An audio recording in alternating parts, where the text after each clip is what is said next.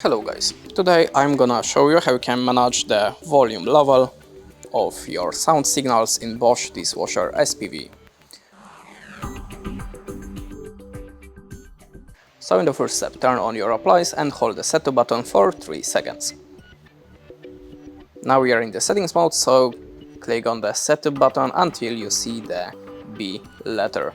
The next one, and the 01 means is the lowest signal, the 03 means the highest volume, and the 008 turn it off. If you want to manage the function, click on the once again click on the start button, and to apply the settings hold the setup button for 3 seconds.